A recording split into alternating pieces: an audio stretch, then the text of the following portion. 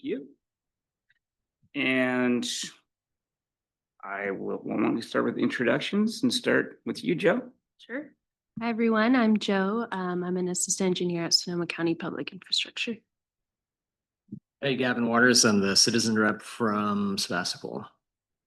Elizabeth Tyree, Sonoma County Regional Parks. Dana Trey, Sonoma County Transportation and Climate Authorities. Sarah Hart, representative from Santa Rosa. Okay. Bjorn Griepenberg, City of Petaluma. Adam Garcia, SCTCA. Steph Britt, SCTCA, taking it to the back. Stephen Schmitz with Sonoma County Public Infrastructure. And in the back. Okay. Oh, the city of Sonoma? Or no, okay, sorry. Yeah.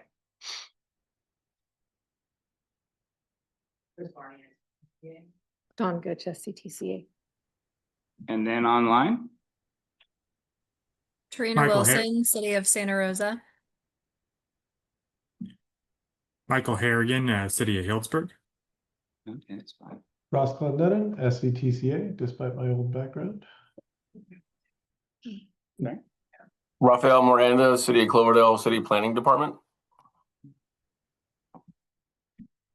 Okay, so by my count, it sounds like we have 4 reps, so that's not a quorum. We need 6 for a quorum. There are 6, but the 2 on Zoom do not count. So I'd like to have a vote to proceed as a committee of the whole. And does somebody need to make a motion for that? I think it's just all in favor. Okay, everybody in favor of proceeding as a committee of the whole? Aye. Aye. Anybody opposed? Okay.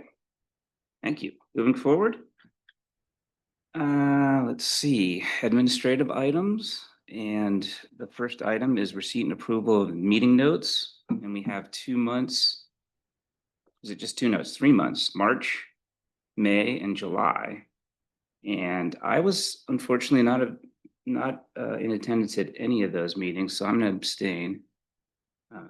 But anybody else that was at those meetings, if they'd like to make a motion to approve those notes? We can't without a quorum, actually. Oh, you're right. But you do have a note about the spelling that we'll pass along to fix those notes. Okay. All right, so then that just gets bumped to the next meeting that we have a quorum. Okay. All right, so moving along. Public comments on items not on the regular agenda.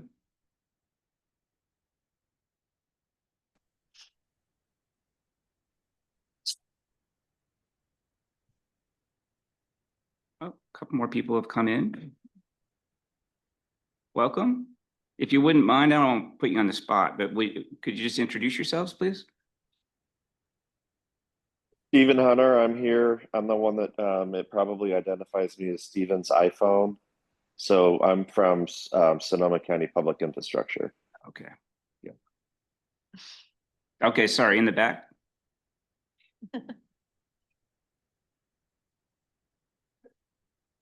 Oh. Okay, great. Welcome, thanks. Okay, so any other comments from the public for anything not on the agenda? Going once, going twice, okay. Moving along to item number 4. Well, there's nothing for regional funding, so we'll bypass that and go on to item number 5, regional planning. And we have a presentation from Torino via Zoom for the City of Santa Rosa Active Transportation Plan. Yeah, hi there. Can you hear me in the room? Yeah. Yes. Great, thank you. So my name's Torina Wilson. I'm the transportation planner for the City of Santa Rosa. I manage bicycle pedestrian planning, grants, long range projects, and everything like that. So I'm going to give you a presentation on our active transportation plan, which was just adopted in July by our city council. So it's pretty new. Dawn, will you be sharing the PowerPoint or should I do that? I don't think I have your PowerPoint, but what's it called? I can share it. I have it up. Yeah, I don't have anything for that one. Oh, I'm sending a request to be able to share my screen.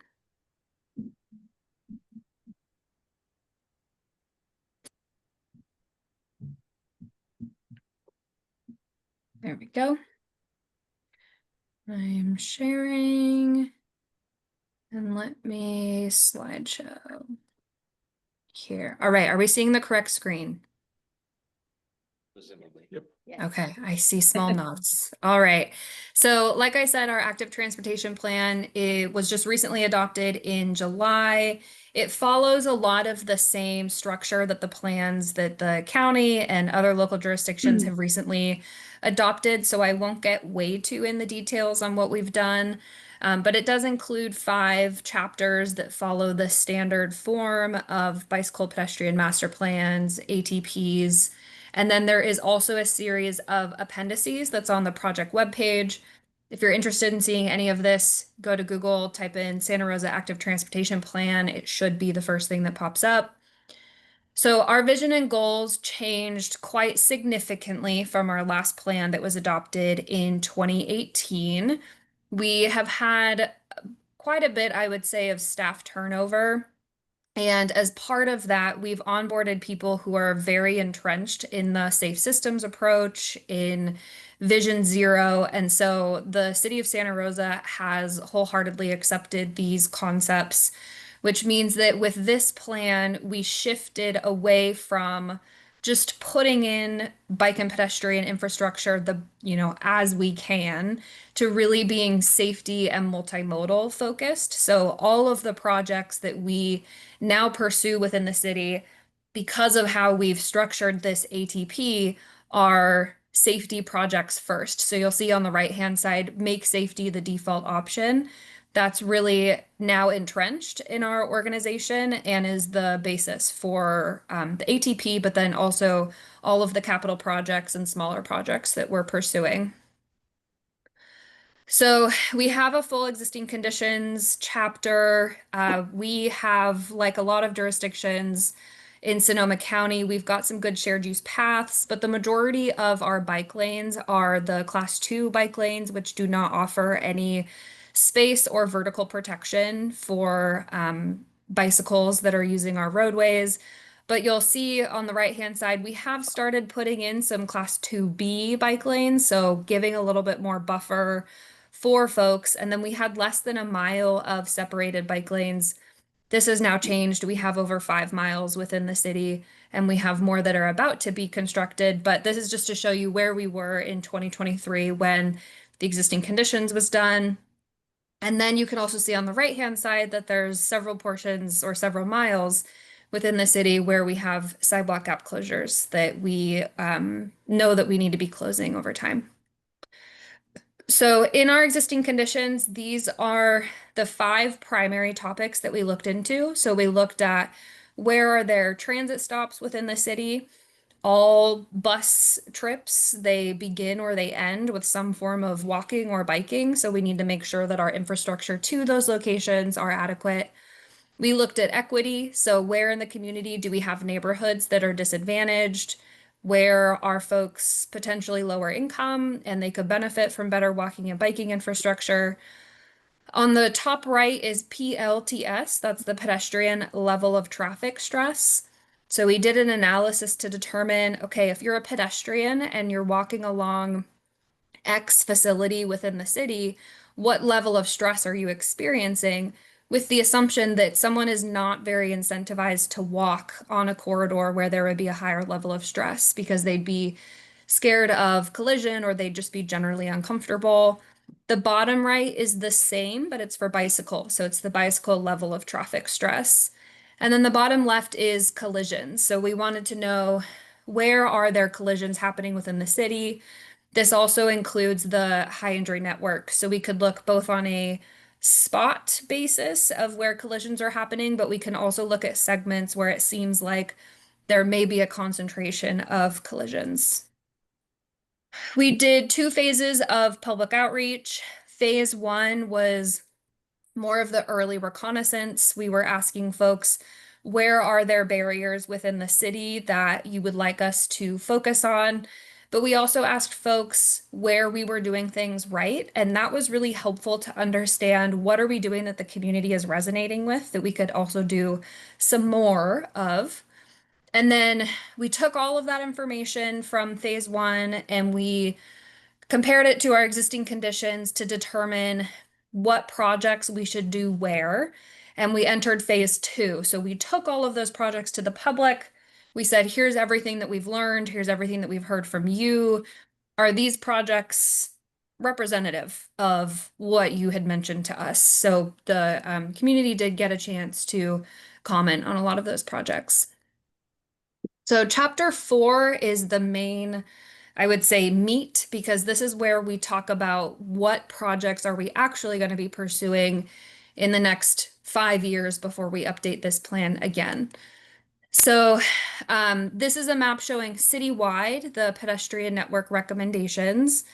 You'll see there's a lot of information here. So the blue dots are spot improvements. These are intersections, they are crosswalks, they are anywhere that a pedestrian would be crossing or interacting with some sort of intersection. So these are the locations where we know some sort of improvement could be made.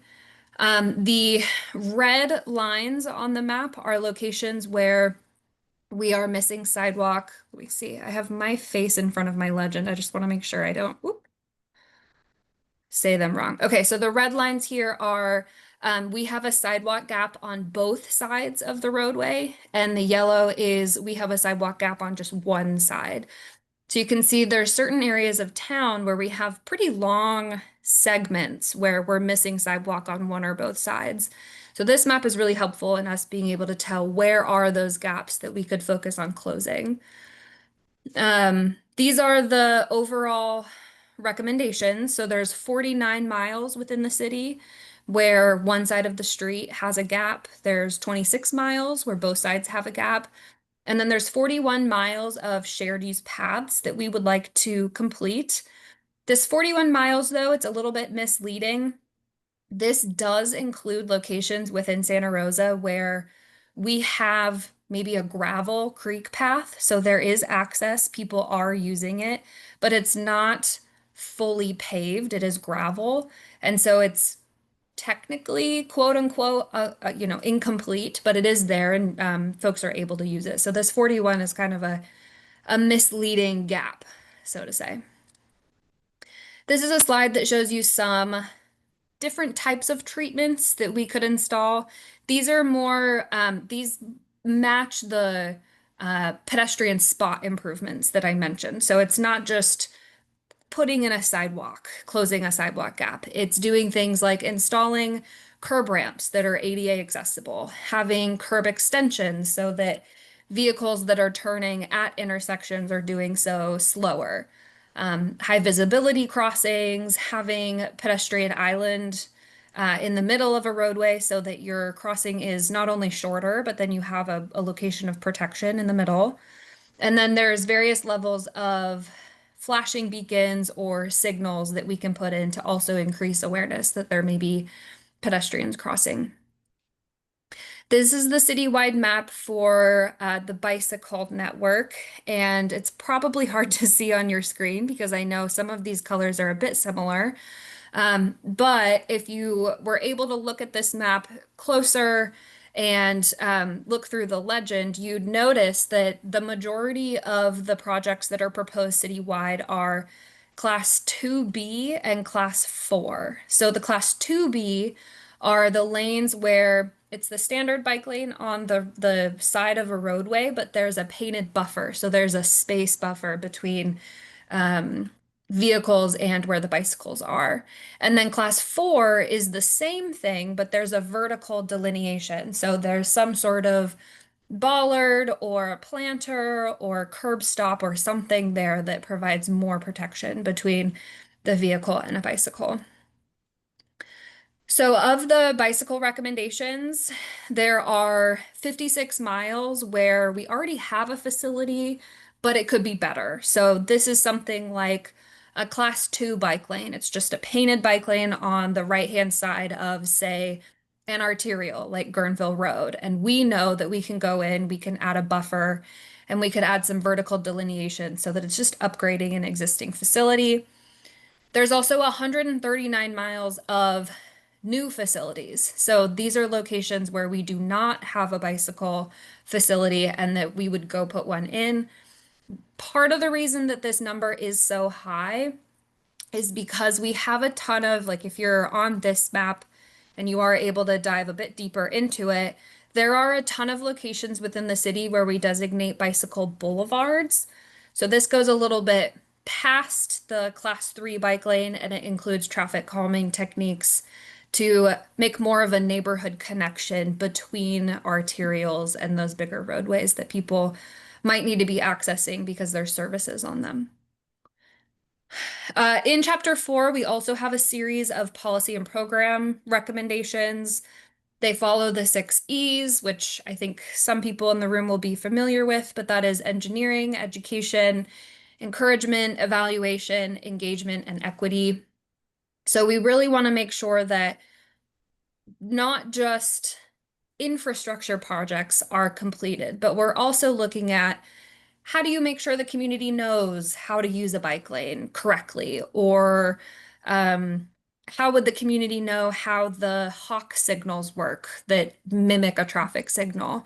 And then making sure that we're out in the community and we're engaging with folks so we can be sure that we have a presence and so that folks in the community can be more comfortable using the infrastructure that we're putting in. The city's done a pretty significant shift towards trying to be more present within the community. These are just some examples. We, for 2 years in a row, did a bike-in block party where we were celebrating the Bike to Work Day. We shut down a portion of street and we just threw a big block party. It was a blast both years. And then we also are always we have the Energizer stations for Bike to Work Day. We have we go to Earth Day. We partner with other agencies when they have events happening as well. So we've seen the impact that the programs have that we have been part of. And then we also try to be sure that we're part of planning processes. So we partner with the Safe Routes to School crew and we do walking audits and task forces and things like that. So we are trying to increase what we do other than just delivering projects. So chapter 5 is where chapter 4 meets some roadblocks, because not only do we have all of the projects that we propose in chapter 4, but then how do we get them done and how do we pay for them, which is 2 huge questions. So one thing that we've done, we did the standard evaluation of all of the projects because you have to prioritize some over the others. So we did prioritize this list on the left-hand side is showing you how we did prioritization in the more classic sense. So we looked at where are there more significant collisions happening, because those are obviously locations that could use some safety improvements. Some other examples are projects that are close to transit, parks, or school. We also looked at projects that close a gap in the network. So if there's, say, a roadway where it has a good bike lane for half of it, but then the other half doesn't, we could go in and add the other half so that folks can get to the services that they need. And then we also looked at parking removal, but the only reason we did that was because we could elevate some projects to be high priority that would be easy to implement. And so if we already have the right of way and there's nothing stopping us from going in and putting in a facility, we wanted to be able to do that. So that was one of the criteria we picked. I think, though, that the most important priority we picked is on the middle of the screen here, which is pavement maintenance projects. So each year, all of our jurisdictions, we have money for pavement maintenance. And that amount is not very much. It should be way higher to be able to maintain our roadways. But we know each year that we have money set aside to go do repaving. And that is a great opportunity because when you repave the roadway, you have to restripe anyway. And so what we've done with our active transportation plan is we compared all of our bicycle and pedestrian projects with what we reasonably foresee in the next 5 years as our pavement maintenance projects. And so we are now coupling the pavement maintenance money and our active transportation money so that instead of just going in, repaving a road and restriping it the way that it was before, we're actually pursuing multimodal projects. There's great examples of this that actually just started construction, I think within the past 2 days. But we have a pavement maintenance project that is doing West College, North Dutton, and West Steele. Two of those segments are city arterials that will be having road diets and protected bike lanes put in. And so, like I said, that just began construction this week. So within the next 6 weeks, we will have all of those segments completed, and you'll be able to see in real time how we've just shifted the way that we're implementing projects. So within the ATP, we have two categories of projects. We have high priority, which again was determined based on the criteria that I presented on the slide before. And then we have opportunity projects, which is everything else. But I will say, just because something is an opportunity project does not mean that it won't be completed. Like one example is every year, funding under the Transportation Fund for Clean Air. And that is money that is competitive. We can go after that every year. And there's a couple projects that we just got funding for that are opportunity projects, but that were very well primed for that grant opportunity. And so we went in and were able to complete those projects. So we will do any of the opportunity projects as the opportunity arises, given the name of that category. So this is a citywide map of pedestrian prioritization. Let me move my face again to make sure I get the legend correct. Yeah, so the yellow is high priority projects and the blue is opportunity projects. And then this is the same map, but for bicycle facilities. And then in this case, the red is for high priority and the blue, again, is for opportunity projects. And then money. This is always the worst topic, because if I had endless money and I could just complete all my projects anytime I wanted to, it would just, maybe I wouldn't have a job though, right? Because I'd get everything done. But unfortunately, what we found is that all of the improvements within the ATP totaled just about $750 million. And this does not count any of the pedestrian spot improvements. So who knows what amount of money that would be to complete.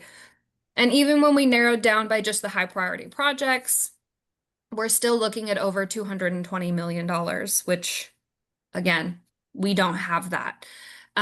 So for the most part, we will see some cost savings and more, bang for our buck with pairing active transportation projects with the pavement maintenance projects. So we are optimistic that that new system is going to help us get more projects out a little bit faster and a little bit cheaper, because we're out there doing work anyway. But then for the most part, we will also be working on, grant applications and things like that to make sure that we can get some more funding. But I know all of our jurisdictions are in this boat, so I know that I'm not alone in being frustrated in the lack of funding for some of these projects. Is that the end of my slide? That is the end. Look, I'll stop sharing there. So thank you for the opportunity for me to give you an update on our active transportation plan and what we've been doing. Like I said, we have several projects that are under construction right now that are testing this new process of pairing our pavement maintenance with our bicycle and pedestrian projects. And so far, things seem to be moving forward relatively seamlessly, given all of the moving components, but it's been working well.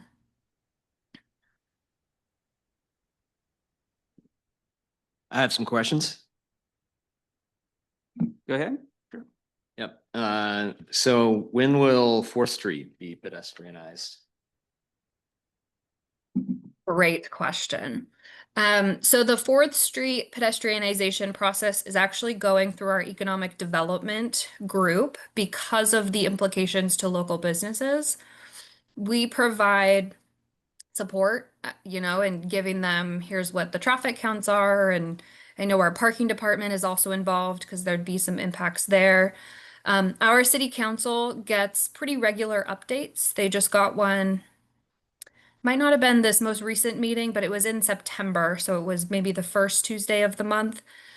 But they had an update, and they did instruct city staff to move forward with some more studies. And then they provided a couple other locations within the city that they want us to test the concept. So can you explain a little bit about what the Economic Commission, I think you said, what they do, or what kind of study are they doing? Well, so it's the Economic Development Department. So they're within our planning department. And they work pretty close with the Downtown Action Organization, who represents the business owners in downtown Santa Rosa.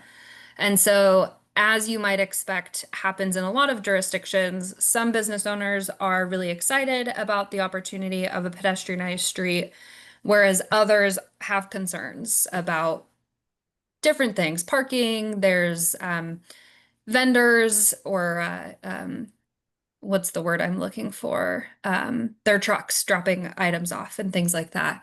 And so part of what the Economic Development Department did was they got in touch with jurisdictions who have pedestrianized streets, and they interviewed them on all of the pros and cons that they've seen, and they did present those to council. I don't remember the exact specifics of what the council asked that department to look into further on 4th Street, but they offered 2 locations that they were interested in seeing a test. One of them is adjacent to 4th Street, and then one of them is at Montgomery Village, because a lot of the business owners and then the actual Montgomery Village owners are very interested in testing this sort of concept. Okay, interesting. It's kind of curious that they want a whole bunch of studies when studies already show that pedestrianizing streets increases business. Yep.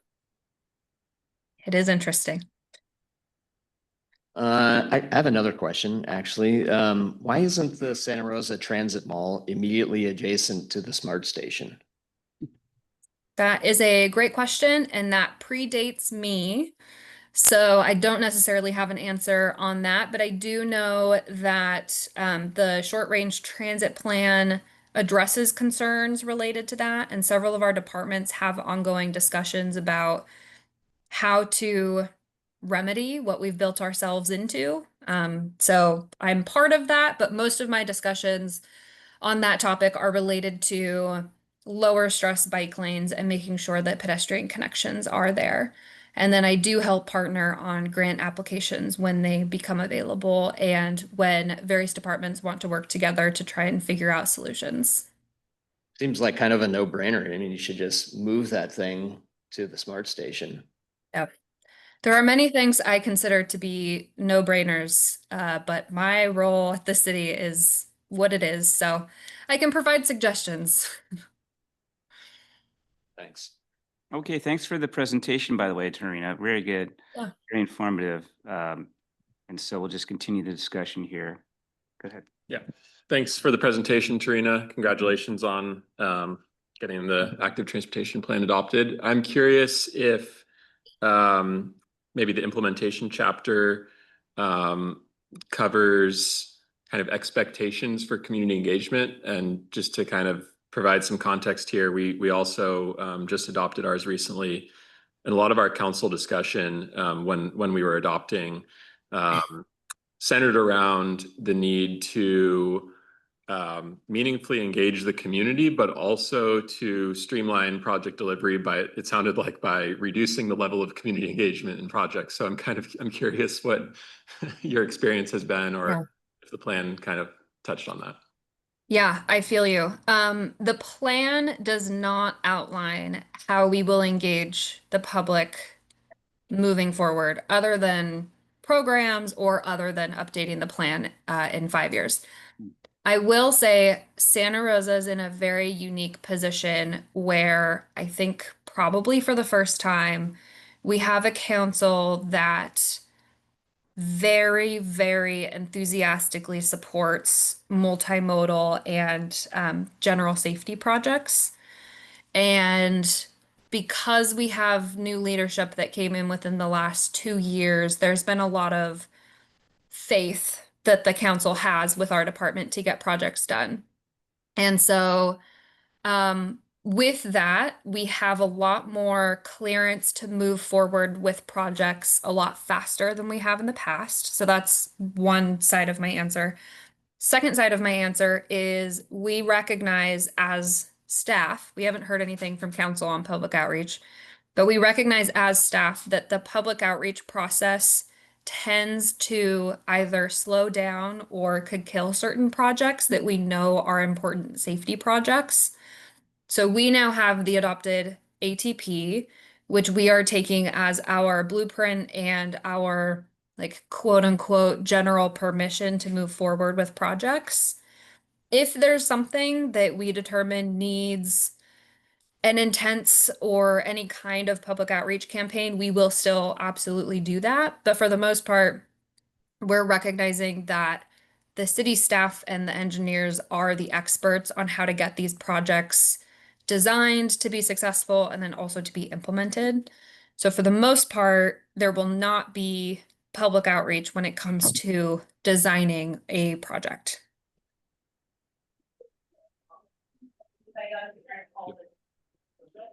Okay, thank you. Any other comments or continued discussion?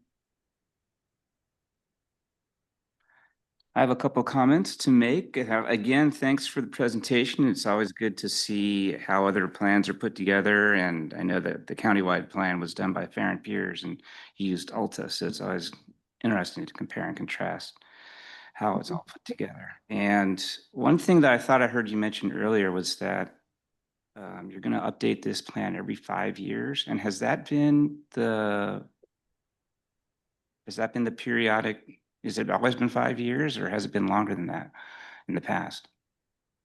Technically, our general plan always outlines that we do it every 5 years. And I know Okay. that that is when it's possible, that is an industry standard. But funding sometimes can mess with that. So I know 2018 was our last one. And then before that, it was 2010. So it really depends on when do you have the funding and when do you feel like you need it. I am personally curious because this plan adopts a lot of the safety best practices that we've been seeing out there if we need to update it in the next 5 years, but at least at this point, that is the plan. And then we'll reevaluate as we get closer and see what we've actually put on the ground in that time. I think that's a good default goal, actually, is 5 years. Even, that's a good goal to have. You're probably not going to meet that most times due to funding, but that's a great goal. I like to hear that, and I'd like to see most jurisdictions try to make that goal.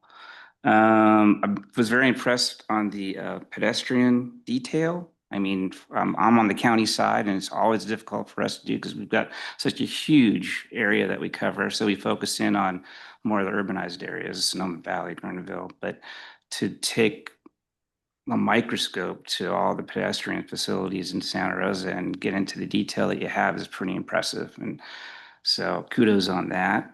And great to see that you you're able to identify pavement maintenance projects and leverage that funding to complete a lot of these projects. I was curious if you were able to kind of cross-check the high priority projects with the opportunity projects to identify where you were able to complete high priority projects because they became opportunity projects because they were pavement projects. Yeah. It's interesting because to me, the ATP does prioritize between high or opportunity, but to me, all of the projects are important. So I sometimes have a hard time seeing, when a member of the public comes up to me and says, I live here and I walk with my child to school every morning, and this is a big issue for us crossing the street. That to me feels like obviously that's a high priority project also, because I never want to discredit a project. So I would say what we do is just try to put the funding where it makes the most sense and where we can have that biggest bang for our buck.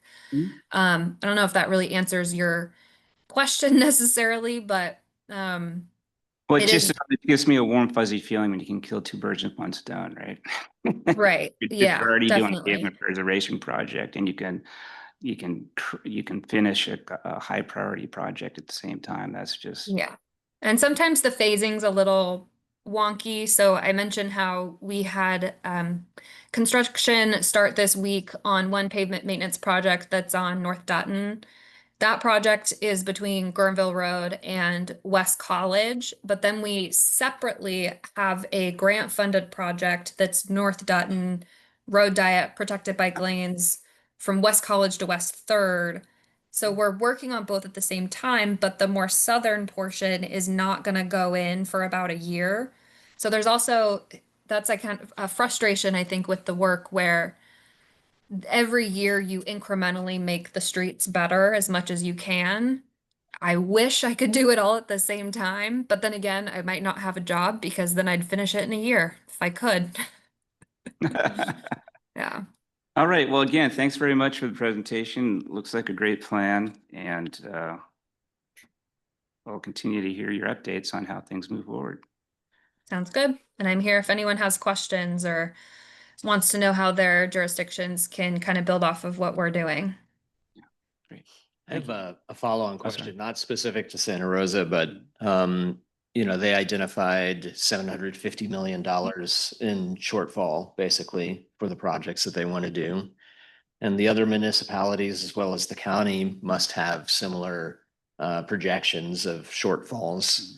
Is there any attempt by, I don't know, SCTCA or any other organization to say, all right, what's our total countywide shortfall? And, like what kind of creative thing could we do to address all these projects really rapidly? I mean, active transportation is going to have a tipping point at some point, and why not rush towards that? And so I guess just sort of a general question for the room. I Dana? could answer that. We partner obviously all the time with SCTCA, and they have their countywide transportation plan where all of the local jurisdictions are able to submit all projects that they know they would like to complete. So at least on Santa Rosa's side, all of our ATP projects are incorporated in that countywide plan.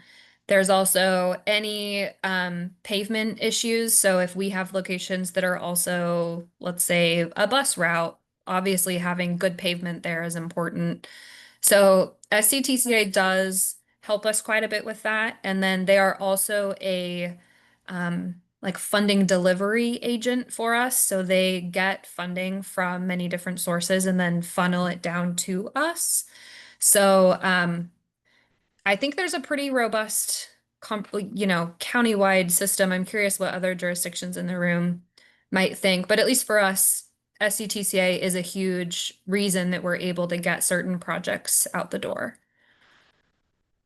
Yeah, and I could just add that for the other jurisdictions, the active transportation plans that were included in the countywide plan process, we do have cost estimates for full implementation of the plans, and all of the ATPs for every jurisdiction in the county are in the comprehensive transportation plan. So every planned active transportation project has a dollar amount in the countywide, the comprehensive transportation plan. Okay. We do have a number there. Yeah. but Do you happen to know roughly what that is? I don't have it off the top of my head. Happy to follow up with you though. Okay. But there's nobody, as far as anyone knows, that is going to the county board of supervisors or another body and saying, we'd really like to, make a major impact here, and here's what it's going to cost. Fund it.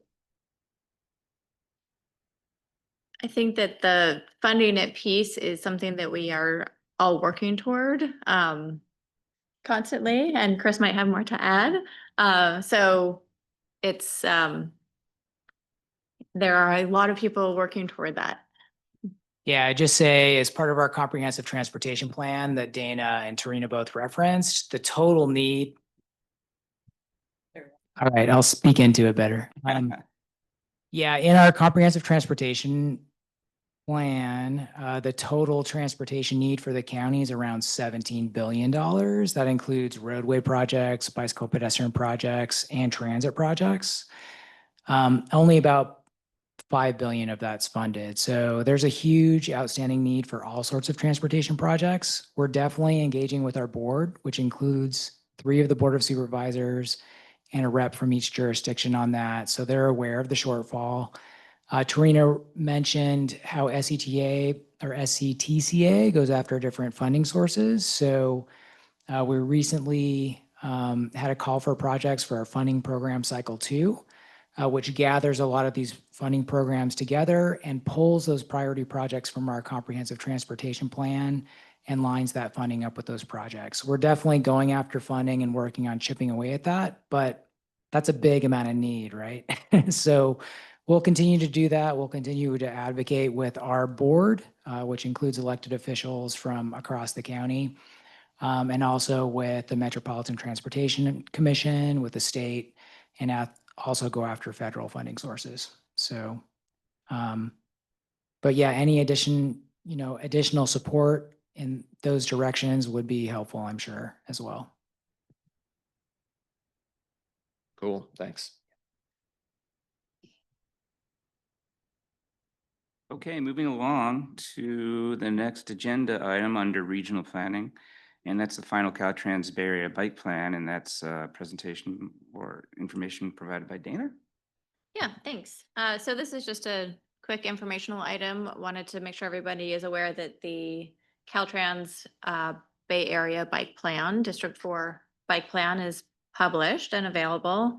It was published in early August. We brought the draft plan to this, that draft plan came out in March, and we had a presentation by Caltrans to this committee in March during the public comment period. And we also brought the Caltrans presentation to this committee last summer when there was a draft location-based needs assessment. So this committee's had a chance to review it in phases, and just wanted to make sure that everybody knows that the final plan is out there and published. This was the first update to the original plan, so the second version of the plan. And What was the date of the first update? I want to say around 2018. Okay. Yeah. Okay, good. Is there anything cool that's in the plan for Sonoma County that comes to mind? Yeah, I would definitely say there's a lot of very important projects. The plan is really focused on access across Caltrans facilities and on Caltrans facilities. So it really identifies where the biggest needs are. They did put things in kind of tiers of priority, and there was a Bay Area wide assessment. We did try to see if they could bump some things up that were higher priority in our local plans, but it was a Bay Area wide assessment. So yeah, so I think there's the projects in the Caltrans plan are consistent or should be consistent with the local plans. So I wouldn't say anything really new that hasn't been seen, but definitely identifies important safety projects crossing Caltrans facilities and on Caltrans facilities.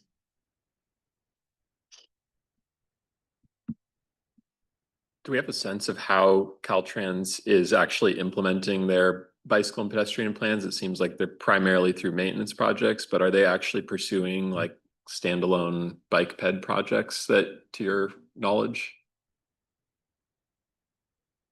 I haven't, well, there have been some. I'm definitely partnering with the jurisdictions.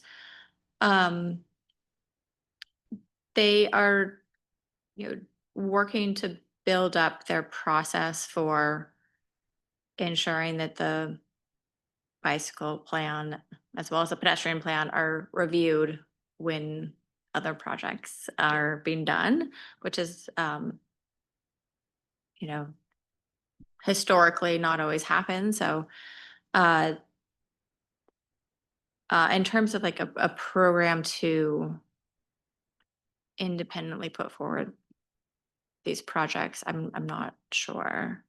I think a good example might be, Joe, the project you're working on in Forestville is working with Caltrans to upgrade the main street in Forestville for new bike facilities and sidewalk facilities. So, but it's usually more of the local jurisdiction taking the initiative and then Yeah, working with. or them having a repaving project and Yeah, then, something like yeah, that, yeah.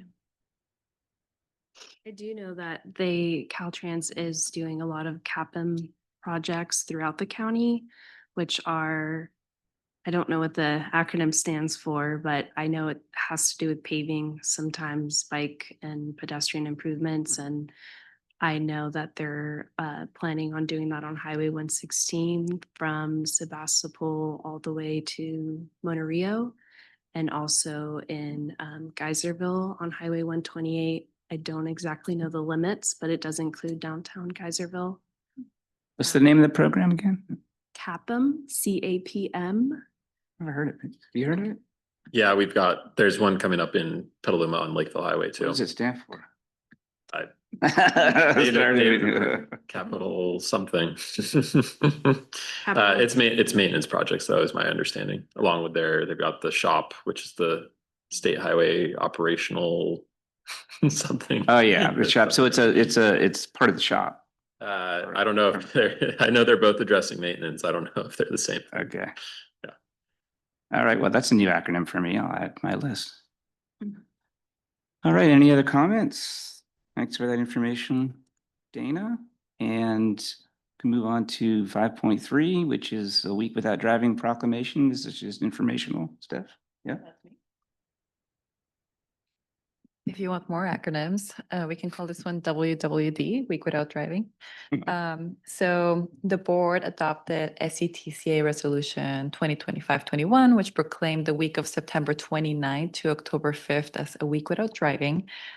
This is part of a coalition of local advocacy groups on creating a whole week challenge for elected officials, decision makers, and community members to experience what it's like to live in the county without having a vehicle, maybe due to age, disability, income, or a personal choice to have to ride transit or bike around. It's a great challenge. It was around last year and we're doing it again this year.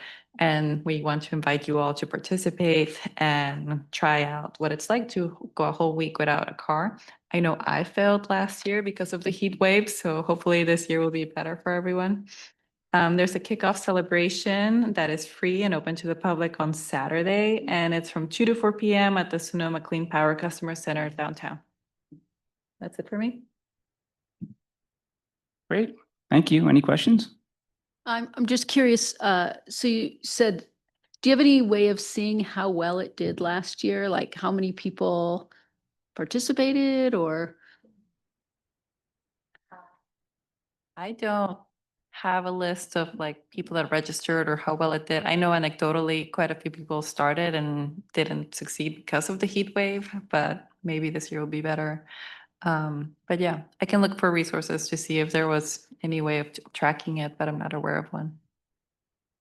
I think there's a pledge, so they may be tracking how many people have pledged to try it. I was just curious if, you could see whether ridership on buses or trains or anything, went up during that period of time or not. We can track ridership on transit easily. So yeah, that's a good idea to see if that made it. This is also transit month. So we're actually promoting transit for the entire month of September, and we'll track that ridership. Though it's important to note that this definitely targets elected officials. So it's not a huge population, but if you're a decision maker, it does help to put yourself in the shoes of people that may not have a vehicle. Okay. Thanks, Steph. Moving on to the travel model update 2050 CTP performance assessment. Adam? Alrighty, yes.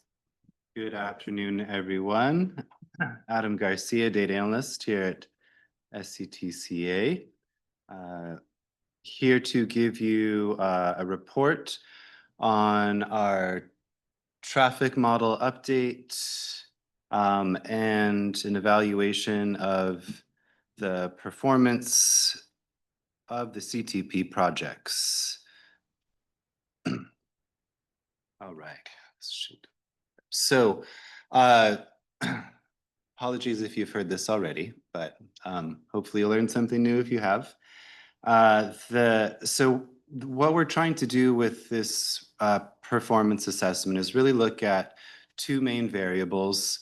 One are the CTP projects that all the jurisdictions have submitted. That includes a lot of these major transportation improvements for roadways and highway, but also the bike improvements that we just discussed. So one is the CTP projects. The other variable is what the future growth will look like. So by 2050, we're looking at Plan Bay Area 2050 and 2050 plus specifically, trying to understand what's projected in terms of housing and jobs for Sonoma County, and how would that be distributed across the county. The one caveat that there is that not all forecasts show population and job growth into the future. The California Department of Finance, on the other hand, looks at past growth, say over the past decade, to be able to project what the next several decades will look like. So in the case of Sonoma County, we've actually had some population decline.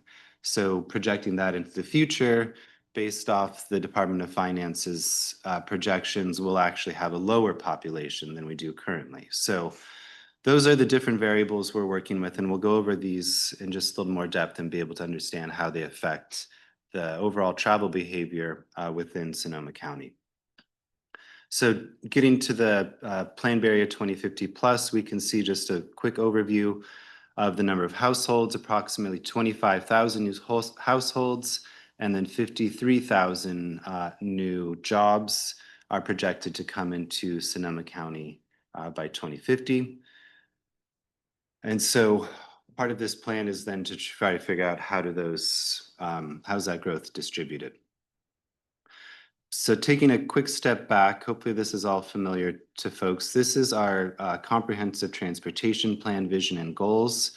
So the CTP is updated about every 5 years. We wanted to keep this as a light update to make sure that we could mainly focus on updating the transportation project list. As you can see, a lot of these goals are still very much consistent and relevant, considering safety issues and zero emissions. So we haven't made any updates to the goals or the vision, but the next round, which will be in about 5 years, we'll take another look at these parameters. But for the meantime, we have these various performance measures that we evaluate the CTP projects and future growth scenarios, looking at system condition and safety, travel efficiency, transit use and active transportation, and equity in the environment. And so we'll go over each of these measures briefly.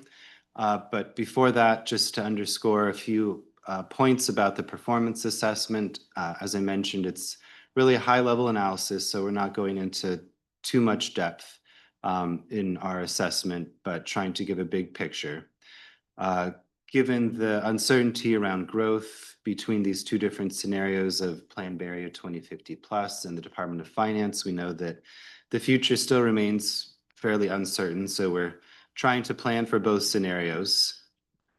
In thinking about the CTP project list, that's actually really our wish list. So if we could have everything we wanted, as Tarina was saying, if we could get everything done, then that would be great. But unfortunately, this is a more constrained environment. So this is kind of the big picture list. If we were able to get all of our funds together to implement the projects, this is what the impacts would look like. Fourth, considering kind of some of the challenges of how we've built our city, we've already discussed, in Santa Rosa, the distinction, the difference between where the smart station is and the transit mall. A lot of these past decisions have impacts obviously today. So moving the needle is actually fairly challenging when you think about just the level of development and existing patterns that we already do have. So then the last point is in terms of thinking about the tools that we have right now. The travel model that we utilize right now is called a trip-based model. So it's really looking at just individual trips from one point to another, which can be somewhat limited. The new modern standard is something called an activity-based model, which we'll be moving towards over into the next few years. And that's really looking at individuals, their relationships with people, more of how the real world looks like, and being able to run more detailed models, analysis, but also, which is really important, is being able to get at some of the more detailed active transportation facilities. Right now, the current travel model really only looks at class 1 facilities, so can't really measure all of the other bike facilities. So something to look forward into the future, but for right now, it does still a pretty effective job in terms of measuring our travel behavior. So one point that I forgot to make earlier also is just that the reason that we do this assessment is really to be able to assess how different, not only kind of the CTP projects, but also individual plans and large development projects. So for instance, specific area plans, general plans will be able to utilize the travel model to also evaluate the impacts of implementing that plan. So here are 4 different scenarios based off those 2 variables we had mentioned. So the 2023 existing conditions is just kind of as the world was a few years ago, based off land use, the roadways, the bus network. The second scenario is considering that Department of Finance projection, where we still have that same level of land use into the future, so no growth, but the CTP projects are implemented. The third scenario includes both that housing and jobs growth along with the CTP projects. And then the fourth scenario shows what the impacts would be if we had the growth, but no CTP projects. So that last scenario really gets at kind of the measure of the CTP projects and moving the dial of our performance. So as was mentioned, there are very limited funds for our pavement condition when we start to consider our system condition and safety variables. Fortunately, over the past few years, we have noticed a countywide increase and for most of the jurisdictions, and also an increase in their pavement condition index. But a lot of these funds are based off jurisdictional availability. They can be measured through a program called Street Saver, but for our purposes, we're limiting the assessment to just look kind of into the past. For transit connectivity, we see a big boost for the CTP projects related to transit. That's largely just increasing the headway of a select number of high ridership routes. So that would add approximately about 200 or so transit vehicle revenue hours onto our streets. So that's a great increase, which we'll explore a little bit into later in the presentation. Shifting our view to collisions, when we look back into the last, say, 10 years, we can see actually a notable change, a drop in collisions from about 6 daily collisions to approximately about 4 daily collisions. So there's been definitely some improvement looking back.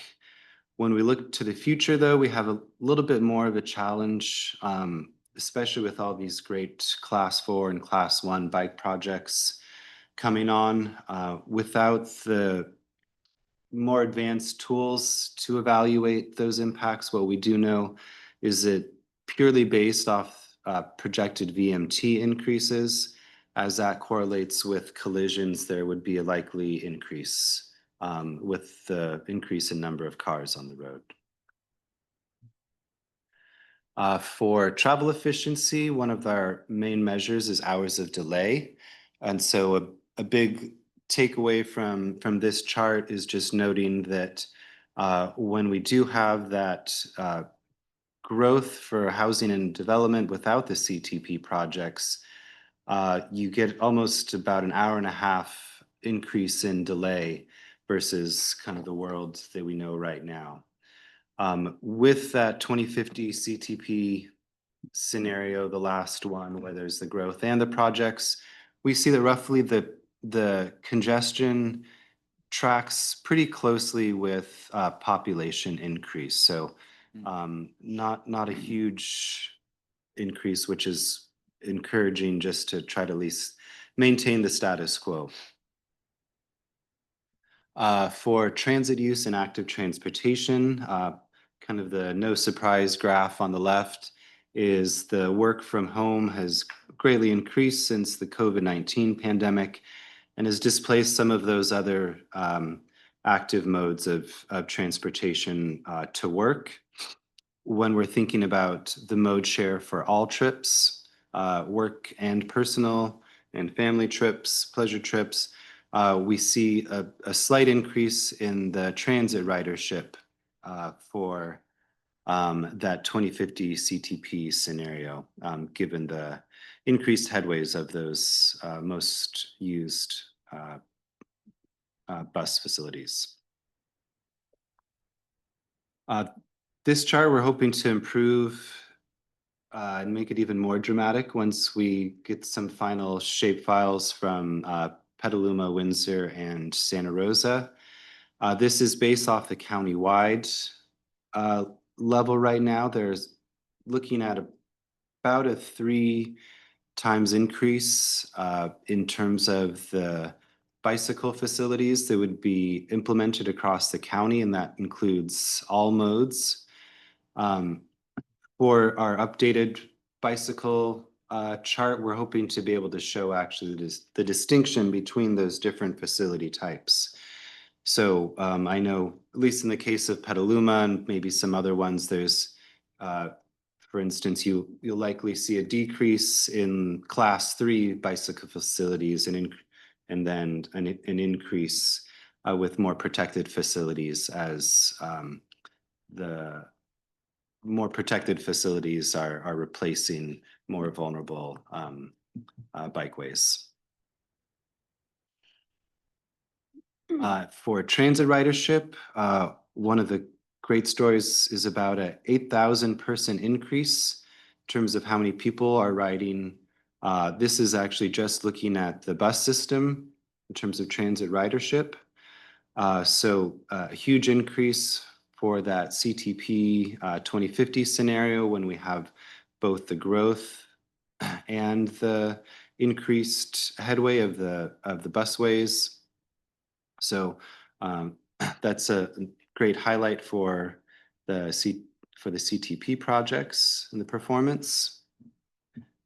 Another important highlight is just the anticipated reduction in greenhouse gas emissions. This is coming primarily through anticipated improvements in vehicle fuel economies projected by the state. So just as we get more EVs and hybrids become hopefully more affordable into the future, we'll be seeing those emissions decrease related to transportation emissions. That is all happening despite still anticipated increased VMT across the county. For that 2050 No project, we see kind of a similar story with our congestion metric, where we see when we do have that housing and job growth without the CTP projects, there's a notable increase in the amount of VMT per capita and overall. But when we do implement those CTP projects and have that same level of growth, we can see actually the VMT per capita roughly stays the same. So we're adding more people, more jobs, but trying to keep that same level of VMT. So if it can't go down, at least maintaining the status quo is great as we continue to grow and develop in the county. So our last few charts are based off the Sonoma County travel model of measuring what the VMT per capita is between 2023 existing conditions and then the 2050 with the CTP projects and the growth. We can see mostly across the board, there's a slight decrease in VMT. Again, these are kind of our rough estimates. We're hoping in the future to have better measuring tools that, you know, can really show all of these great ATP projects are really getting more folks on the road in these kind of non-automobile modes. But for the meantime, these are our best results. There is a slight anomaly with Sonoma, the city of Sonoma, which we're looking into, that might have to do with its proximity to Napa and some input-output errors, but we'll hopefully get that resolved soon. And then looking at our county areas, probably not surprisingly, a lot of the county areas show a higher VMT, just given the more dispersed resources. The one example, which again, we'll have to look to make sure that's not an anomaly, but the Russian River was a highlight of just being able to show a lower VMT across the board with potentially just closer access to resources. So being more inclusive of people and getting to their everyday needs.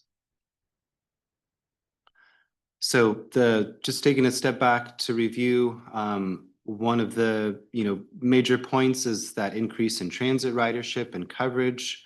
Hoping to see increase in about 65% on our busways. Congestion hopefully can at least be maintained, if not decreased, with the CTP improvements for our bicycle and pedestrian system. Again, we're hoping to more than triple the amount of facilities across the county. And then lastly, we're also hoping that these vehicle fuel economy improvements will continue in the future and create cleaner skies for Sonoma County. I've noticed a couple of this clean air buses on the road, which are great when you're riding your bike and you're not having to hold your breath and can just ride freely next to them. So definitely some progress on there as well. So that concludes the presentation, and we'd be happy to take any questions.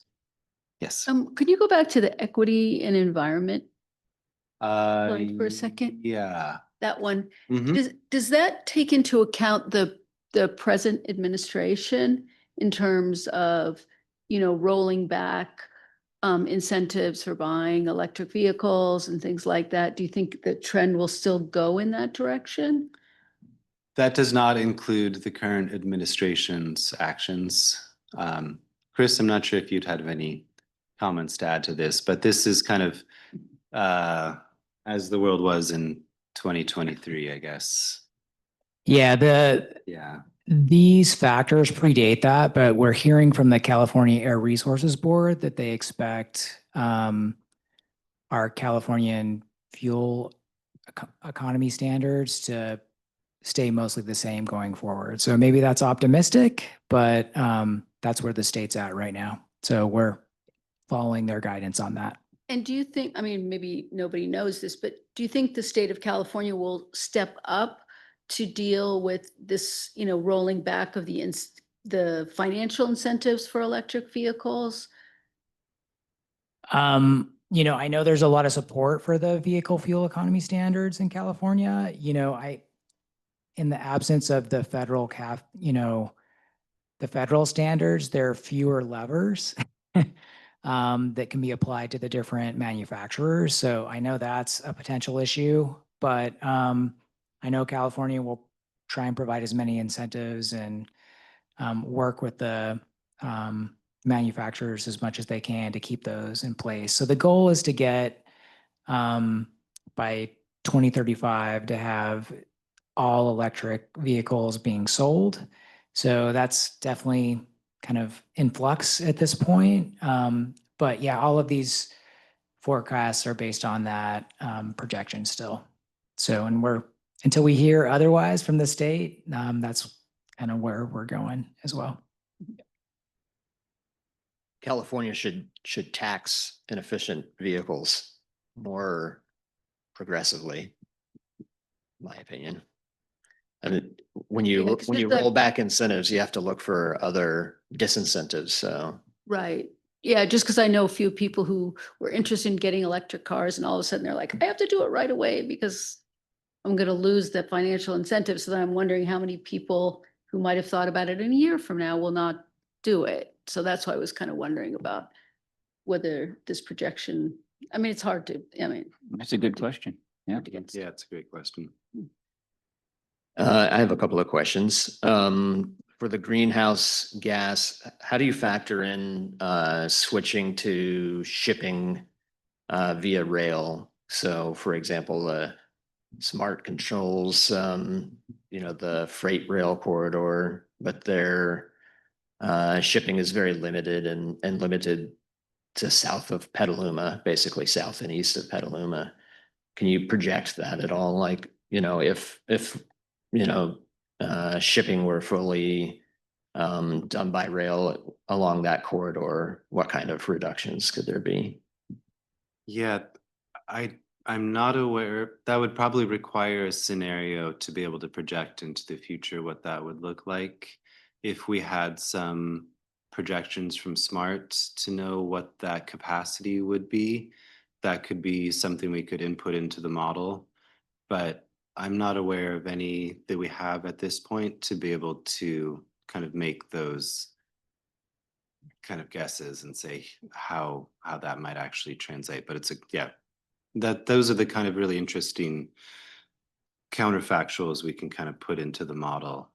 But yeah, need to be backed by either the authority being SMART or some other larger plan. Okay. And how about, can you account for major economic shifts? Machine learning and those types of models are, a lot of people say that that's going to have a huge economic impact. And I wonder if you thought at all about how to incorporate that into your models. That's a great question. The model largely works by saying what's the land use. So it might be like light industrial, for instance. If for some reason we can forecast that, let's say AI is going to, or automated machine learning and manufacturing is going to replace some of those jobs, we would need to be able to say that employment per 1,000 feet or something. It used to be that for light manufacturing, you needed 10 people for every 1,000 square feet. With the advent, this is hypothetical, with the advent of AI, it's actually drops down to 2 people because there's so many machines working. So we would have to measure it probably some way in that respect. But again, kind of would need to have those authoritative estimates to say, here's how much job displacement we're anticipating. But it would be something like that, I think, could be one of the scenarios. So trying to then show that decrease in employment. A lot of people are saying that there's going to be a huge economic impact as a result of widespread adoption. So just kind of curious. if people are thinking about that. Yeah, that's a great idea for our 5-year next CTP in 5 years. And how about shift to active transportation and how that might impact congestion and I think you had like a metric for amount of delay. Like for example, if you implemented X number of projects, this is how those numbers presumably would reduce. Yeah, that will be more within our grasp when we transition to that activity-based model. Yeah. And that's where we'll be able to, I believe, to have more granularity in terms of what the bicycle facility types would be and how those are able to connect to schools, to employment centers, to neighborhoods. For right now, the travel model, as I mentioned, really only looks at class 1, so some of the trails and such, but doesn't really, make that assumption that people are riding where there's, class 2 facilities. So it falls short in terms of that type of measurement for our current modeling efforts, but in the future, the activity-based model will hopefully, as things are planned, that we can start to get into more detail and then actually then show when we actually do put in these class 4s and 3Bs and what have you, we'll see what the modeling application can actually do, that then we can be able to measure those differences with more precision. Is the model proprietary? Do you buy that from a company or a vendor or like run that on their software? Or how does that work? And how do you decide to shift from, that more antiquated model to a more modern one? Yeah, so let's see, to your first question, it's the travel model is provided by Bentley. They're the business that, and then the actual travel model is called Cube. And so that's the trip-based model. We're working closely with MTC because they actually have a Bay Area-wide travel model that they're updating. They're anticipating I think, to try to finish it up in the next 2 or 3 years. And so one of the challenges that we're facing is, thinking about, is this large regional model, will that have the specificity that we need to be able to analyze projects, with the right level of specificity here in Sonoma County? Can we, just adopt that? Will we need to modify it? That's kind of somewhat what we're trying to figure out right now. So we don't have a definitive path necessarily, but we know that we want to be able to work off the best practices, and MTC is kind of pushing a lot of those new innovations and more specificity with their regional activity-based model. Interesting. Thanks. Yeah. Okay, good discussion. Thank you. So moving along to agenda item 6, it's the roundtable discussion. So I'd like to invite all the jurisdictions and our partners. Did I miss something? Yeah. Oh, okay. Sorry, we have another CTP engagement update from, is Ross here? Or is that you? I am going to be virtual today. Oh, you are? Oh, sorry. Thanks, Ross. For a technical reason or two, but I will keep Okay. this brief. And I will go ahead and share.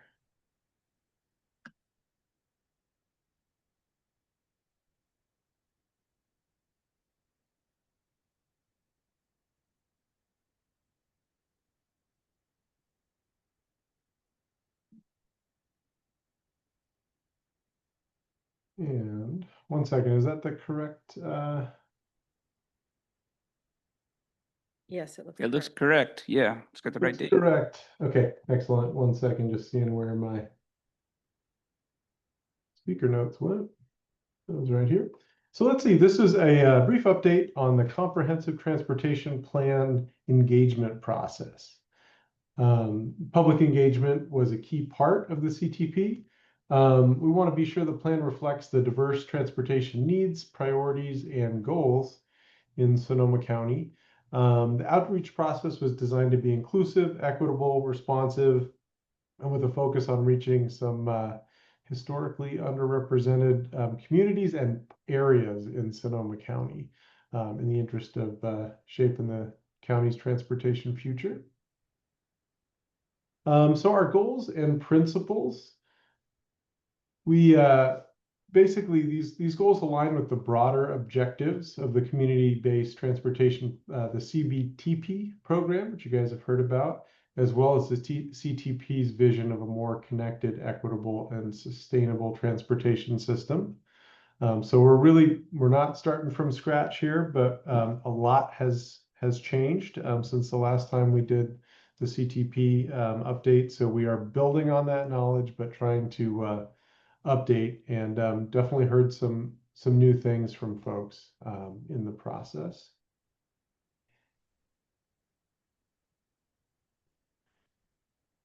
So the engagement strategy was a phased multimodal approach that emphasized listening,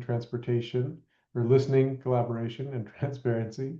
I think we really tried to use a variety of tools and just trying to reach out, because we know that we often hear from many of the same members of the community, and that's great. We love the people that are involved, but a lot of people that are often busy, have language issues, accessibility issues. Really tried hard to reach them if we could. So you'll see on the right, this is an image of the Comprehensive Transportation Plan survey. We had a Spanish version as well, and we had over almost 700 full responses to that survey. So we were looking to talk to people in all parts of Sonoma County, and we did get out, did multiple in-person pop-ups in every jurisdiction, sometimes in multiple, as well as did a lot of outreach through some organizations, La Familia Sana in Cloverdale, Latino service providers, but we'll get into that in a future slide here. So outreach tactics and tools, there's the old logo, used a mix of in-person and virtual methods. So yeah, community meetings, trying to kind of leverage on existing happenings, such as the Cool Petaluma event at Lucchese Park. Community meetings, pop-ups, farmers markets, the Fix-It fairs in the West County. The surveys, as I mentioned, were often online. Also, we did have paper versions, and some incentives to boost responses. Those were handled through the organizations, the CBOs. We did some short videos and coordinated social media as well to drive participation, using our own lists to get the word out there, as well as leveraging some of our partners with much larger reaches. And of course, good old physical flyers, and everything was available bilingual, as mentioned. So the timeline, we're in the midst of a 4-phase timeline. So kind of reviewing the past planning efforts, partnering with CBOs, getting out there as mentioned. And then the next step that we're about to embark on as we complete the draft of the CTP document, we'll be hosting a workshop. I'm planning to do kind of an open house style event here, as well as getting the draft out for a comment period before going to the SCTCA board, and then rolling it out for public release in both a physical and digital version. So getting into just kind of a bit of a preview of the key findings that we will be getting into in the plan. Sonoma County residents voiced some strong support for more connected infrastructure for walking, biking, and transit. Many would like to see alternatives that reduce traffic and environmental impact. And there is certainly interest in EVs, but concerns remain primarily about cost, access, and some sustainability questions. Participants also highlighted a lot of challenges like long transit routes, headways, long headways, limited rural service, and safety. Big, a lot of enthusiasm for cycling and for e-bikes, but a lot of safety concerns for non-drivers. And it really just kind of underscored the need for more equitable and user-friendly transportation systems in the county. And just diving into the questions a little bit, we see the transportation priorities that are detailed fully. Public transit is a big priority, and that covers all the various transit operators in the county. Biking and walking is certainly a priority. And long distance travel was not as prioritized. And some of that's going to speak some about the demographics of who we were talking to, because if you talk to Adam and his travel model work, there's a lot of travel going in and out of the county. EV adoption, certainly a big topic, and the incentives, as was mentioned earlier in this meeting, are a big part of that. So more incentives would really help accessible charging, and just accessibility in general, and then just the cost of purchasing them as well. And in terms of car use reduction, really just making all the alternatives easier. There wasn't not a whole lot of talk of carpooling, but certainly interest in transit.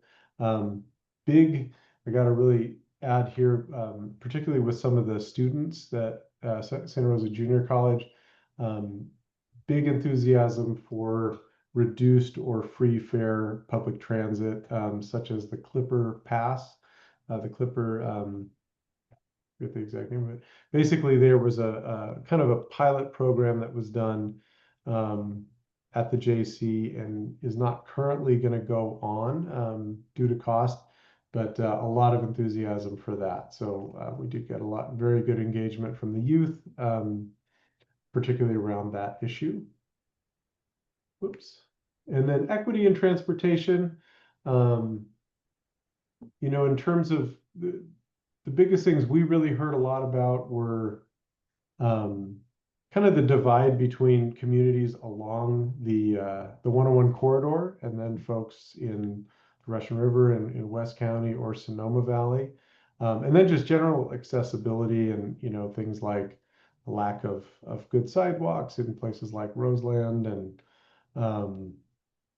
just general safety probably being the number one concern, but also just accessibility and some folks feeling a little left out by things like SMART and good options that happen along the 101 corridor, but not so much on the east and west side of that. And as I mentioned, the demographics, we had, just about 700 responses, just under. Strong participation from older adults and youthful folks. And you can kind of see the details here. Good countywide representation, but I think it's certainly, there was some skewing towards people that are generally involved, although working with the CBOs, particularly like La Familia Sana and Cloverdale, we worked with them in a much different way, just because very recently, just with concerns about ICE and things like that, people did not want to go to a large, gathering with government people, and so they found some ways to get the word out to working people, and getting Spanish surveys out there. So we really tried to make inroads where we could, and I think the results reflect that. And then next steps. So we are, as I mentioned, working on the draft itself. So that'll be out for public review. We will incorporate input from the community, and then finally release it digitally after board approval and promote it in all of our various channels, as well as a Spanish language version, at least digitally. And yeah, we welcome your input on the process, and we just kind of want to prime you that the draft will be coming out for your review soon. So please let me know if you have any questions on the process or the plan. For detailed plan questions, I might refer you to other people in the room, but I'm happy to speak about the engagement process. Okay, thanks, Ross. Look forward to the release of the CTP and going through that public engagement process. If you have any questions from the group. Sorry, did you say you had 700 respondents? I think it was like 687, so I'm rounding slightly. How would you characterize that as and you may have said, so forgive me if I'm repeating. I would say for the efforts I've been involved in, that is pretty good in terms of the overall amount. I mean, these were, I would say, a large percentage of these responses are people that we actually talk to. You mean in face-to-face in person? Yeah, many of that was many of those responses. There was some initial contact. Yeah. Okay, any other questions? Thanks again, Ross. Thank you. Moving on to agenda item 6, updates, and we'll go around the table and our other partners in the room for roundtable. And if I could ask you to just keep it rather short because we're running late on time. Thank you. Let's start with Jill. No updates right now. That's very short. Appreciate that. Yeah. Make sure to speak into your microphones like really loudly. No? Elizabeth? Nothing today. Okay. And we have from Petaluma.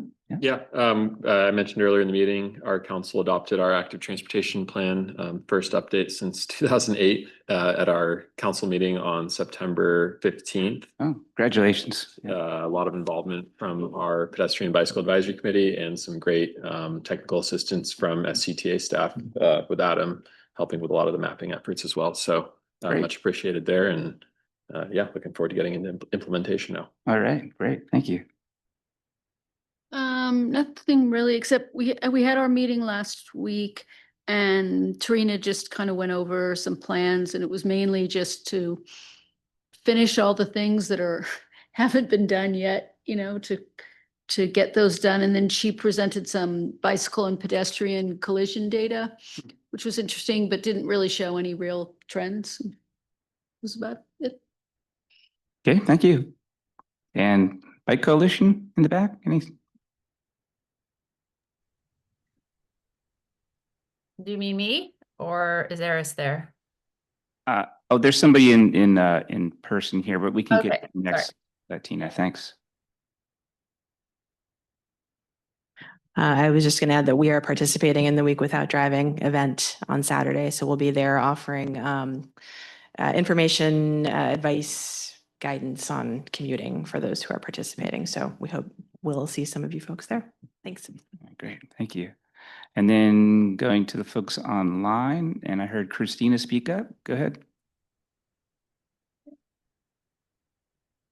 Yes, just briefly, International Walk and Roll to School Day is Wednesday, October 8th. We have 60 schools registered countywide. If anybody is interested in knowing which schools are participating in their jurisdiction, please email me. There may be opportunities to connect with the school if you'd like to participate in that day. Reach out to me for more information. That's great to hear, Christina. I mean, I remember when we first started that program. I know. You started it before me. It's like 4 or 5 schools. So, I mean. Yeah, and we've had more than 60 in there have have been years we've had higher numbers, but when the high school program was still in existence and before a lot of schools closed, and but we've been pretty consistent with 60. I'd love to see more schools enroll in the future, and we're going to kind of look into whether we can increase that going forward, but it's been pretty constant about that 60 school number for the past few years. That's great. Great job. Okay, anybody else online that would like to provide an update?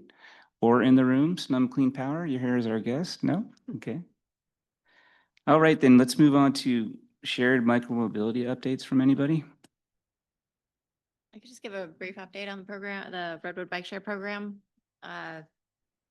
The full fleet of 300 bikes are out in the system between Marin and Sonoma counties. Usage has really, we've seen a big increase since summer months. So May, June, July, August, just substantially higher than, kind of the Really? October through April months. And yeah, August was up even more. There seemed to be a marked increase when Sonoma State University went back in session Really? around that area. Makes sense. And there's been kind of a number of additional hubs added in the Santa Rosa area to spread the bikes out a little bit more. And there also seems to be positive increases after that being done, which was around kind of late summer as well. So, yeah, good to see kind of increased usage. Good news. Great. Thank you. Does the bike share require an app to check out a bike? I think I recall that from, I was looking at one of the stations. Yes, it does. So there is an app that you can scan the QR code with to. Have you given any thought to like maybe allowing somebody to use a Clipper card or something like that? Because I mean, personally, I don't really like apps and, downloading them and whatnot. And or maybe combining with like other apps. For example, when I rode the Smart Train a couple of weeks ago, between the parking app and the app to get the train, I think there's like 3 or 4 different ones involved. And I imagine, a lot of people would go to a smart station to check out a bike or, combine it with their smart trip. Yeah, both really good points. We have had some discussions around, integrating the Clipper card. It is technically feasible to set up an account that's kind of separate from your Clipper account, but kind of on the back end, a similar way to how the bike lockers work, where you can access it through a Clipper card. Oh yeah, So there's it's- another thing that needed an app. Right, exactly. So they're, those bike lockers, you could use a Clipper card to open them if you want. So there is a way to do it. There would be some things you would miss from the app, like being able to see where the hubs are and where you're allowed to pick up and drop off the bikes, where there are bikes available. So it is something that we've talked about. We haven't really gotten a sense of whether there's a real demand for that, especially as kind of Clipper is becoming more of an app as well. And I completely sympathize with the app fatigue and I think that that app we're always fatigue. kind I of, like that, yeah. hoping for some better integration of all of the systems into one app. We have looked at some possibilities and there's a pretty expensive upfront cost to integrate into some of the apps that, for example, I'm thinking of apps that are used for transit, like third-party apps, and there's a pretty big upfront cost to integrate new systems into it. So something we're keeping an eye on and hope to see something that is more cost-effective and encompassing more services moving forward. Okay, thanks, Dana. Moving on to update of the SCTA loaner equipment replacement. Is that That Adam? would be me. Yeah, just to update all of our people counters and bike counters are available if anyone, and if the jurisdictions are in need.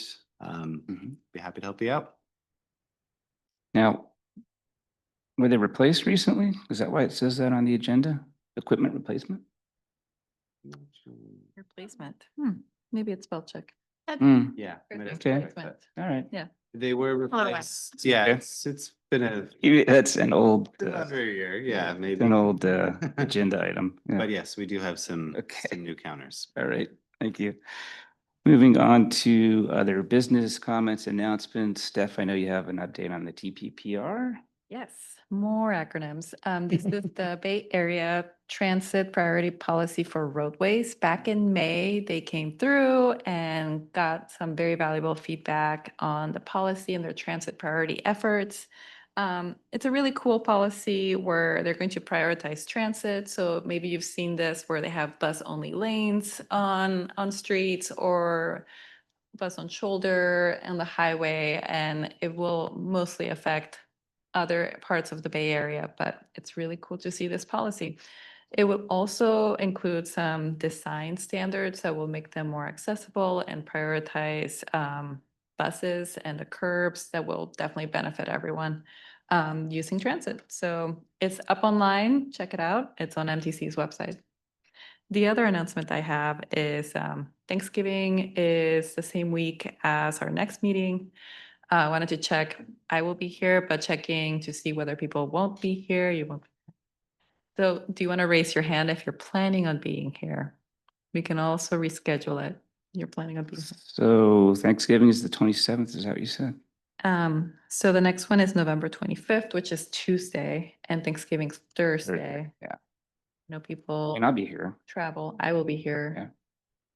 But we can also bump it out, what, maybe a week to early December? We could That do might work December better. 2nd. We would cancel this meeting and then do a special meeting if people are interested and maybe get more attendance then.